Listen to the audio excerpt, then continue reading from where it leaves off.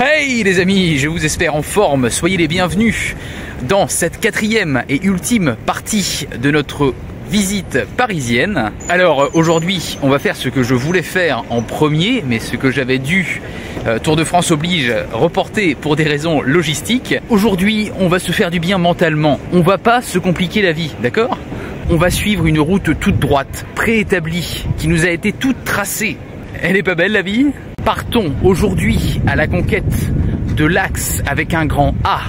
C'est parti pour traverser le célèbre grand axe parisien. Oui, et petit mot avant de commencer, hein. Vous voyez? Nous sommes là, pas encore dans Paris, mais dans le département 92, dans les Hauts-de-Seine, dans le quartier de la Défense, hein, le plus important quartier d'affaires d'Europe. Voilà. Et c'est donc ici que notre périple du jour commence, avec la porte d'entrée dans ce célèbre axe, j'ai nommé la Grande Arche de la Défense.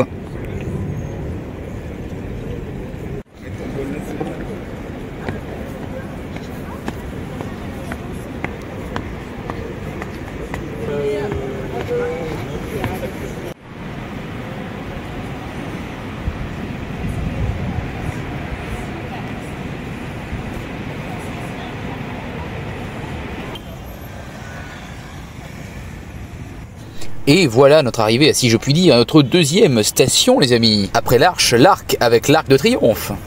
Et nous n'avons pas là un simple arc, mais une véritable promesse, faite par l'empereur Napoléon à ses troupes ayant combattu à Austerlitz. Ce premier déclara à ses seconds, je cite, « Vous ne rentrerez dans vos foyers que sous des arcs de triomphe ».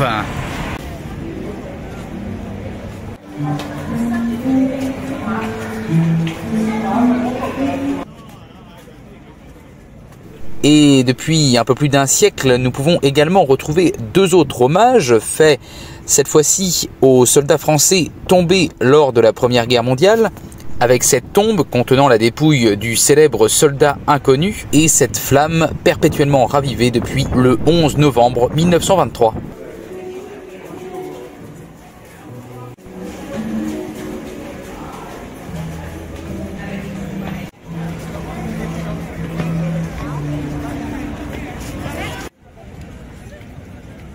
Et continuons cette traversée avec notre passage sur les mythiques Champs-Élysées, surnommée la plus belle avenue du monde, rien que ça. Théâtre de nombreux défilés symboliques, le tracé de cette célèbre voie de près de 2 km fut ordonné par Louis XIV. Elle faisait alors partie d'un vaste projet de route reliant symboliquement l'ancien château des Tuileries à celui de Versailles.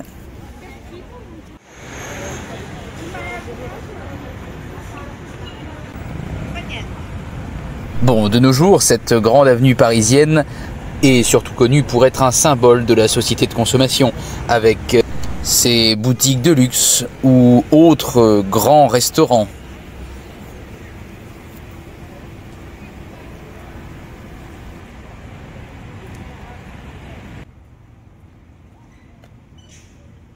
Et arrivé place de la Concorde, ex-place Louis XV, puis place de la Révolution, c'est ici qu'ont eu lieu les exécutions les plus emblématiques de l'histoire de France. Avec, si on ne devait en citer qu'une seule, celle du roi Louis XVI le 21 janvier 1793. Bon, au jour d'aujourd'hui, plus de guillotine, hein, fort heureusement, mais un célèbre obélisque. Et l'on a là affaire au plus vieux monument de Paris, et oui, mesdames et messieurs.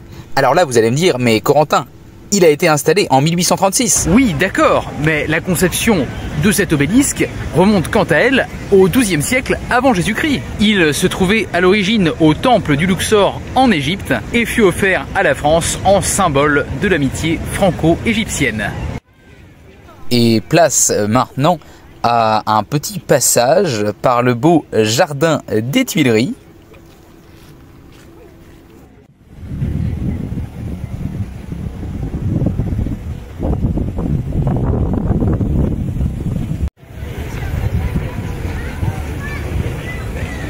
Bon, vous savez, comme on dit, jamais 203. Après l'arche, l'arc, voici un autre arc, sorte de petit arc de triomphe,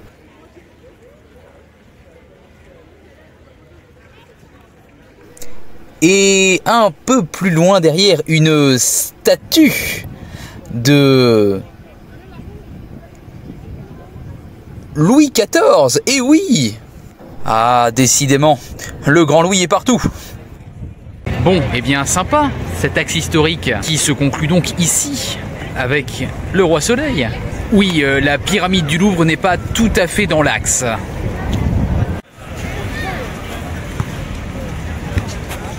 Ah!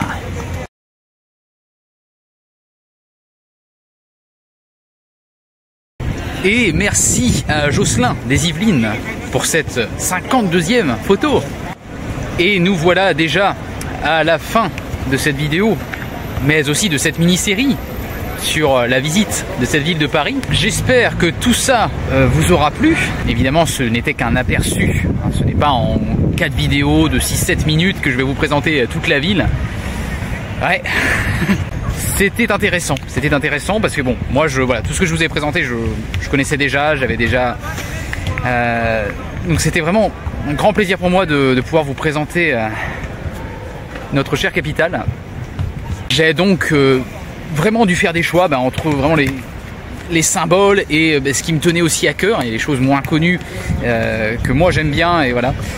Il vous reste maintenant plus qu'à venir par vous-même pour admirer plus amplement notre chère ville lumière.